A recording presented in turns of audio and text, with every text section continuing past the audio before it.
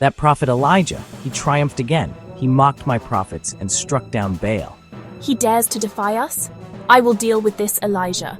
By this time tomorrow, he will beg for death. King Ahab stormed into the palace, his face a mask of anger. He found Jezebel in their opulent chambers. Jezebel, her eyes blazing with fury, rose from her throne.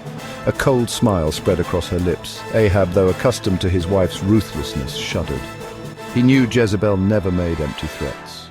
Her wrath was as legendary as her beauty, and Elijah, the lone prophet, had become the target of her deadly rage. Silent internal monologue. News of Jezebel's threat reached Elijah like a whisper on the wind. Fear, cold and paralyzing, gripped his heart.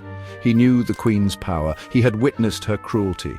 Under the cover of darkness, Elijah fled. He left behind the familiar comfort of his homeland, seeking refuge in the vast, unforgiving wilderness. Each rustle of leaves, every cry of a night bird sounded like the approaching footsteps of Jezebel's assassins. Silent internal monologue. Arise and eat. Deeper and deeper into the wilderness Elijah journeyed. Days bled into nights. Exhaustion gnawed at him. Despair whispered insidious doubts in his ears. He collapsed under a solitary broom tree, the weight of his fear crushing his spirit. As darkness fell, an angel touched him, gently. The angel offered him bread and water. The simple meal, brought by a messenger of God, filled Elijah with renewed strength. He ate, drank, and found sleep, a brief respite from his terror. Silent internal monologue. Guided by a divine hand, Elijah reached Mount Horeb, the mountain of God. He sought shelter in a cave, his heart heavy with despair and loneliness. A fierce wind tore through the mountains, splitting rocks and shaking the very foundations of the earth. But God was not in the wind. Then came an earthquake, splitting the ground open before him. Still God was not there. After the earthquake, a fire. Elijah watched in awe and terror, but God was not in the fire. Then, in the silence that followed the fire, came a still, small voice. Section 5. A mantle of purpose, renewed faith, renewed mission. Elijah recognized the voice instantly.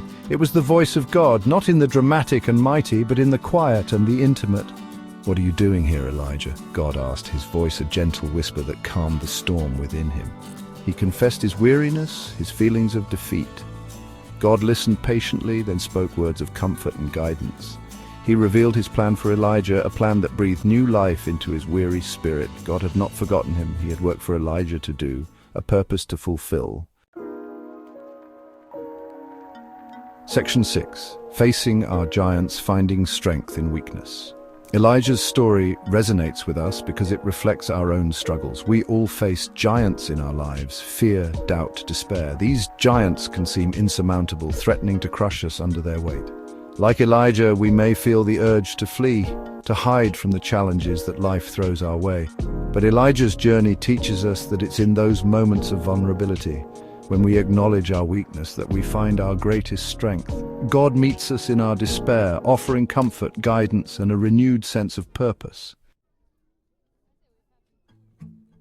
Section 7. Finding the still, small voice, listening for guidance.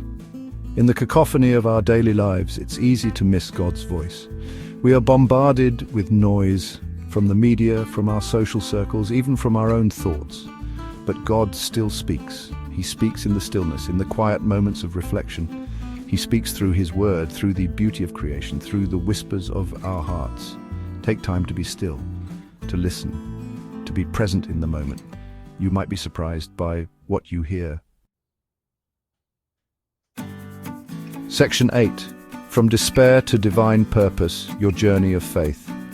Elijah's journey from despair to divine purpose is an inspiration to us all. It reminds us that even in our darkest moments, God is present. He sees our pain, He hears our cries, and He longs to walk with us through our challenges. Your journey of faith, like Elijah's, may be filled with trials. You may face moments of doubt, fear, and uncertainty. But remember, you are not alone. God is with you every step of the way. He will provide you with the strength, courage, and guidance you need to overcome your obstacles and fulfill your divine purpose.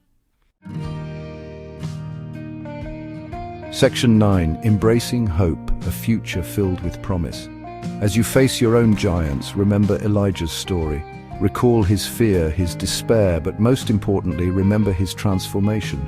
God met Elijah in his time of need, and he will do the same for you.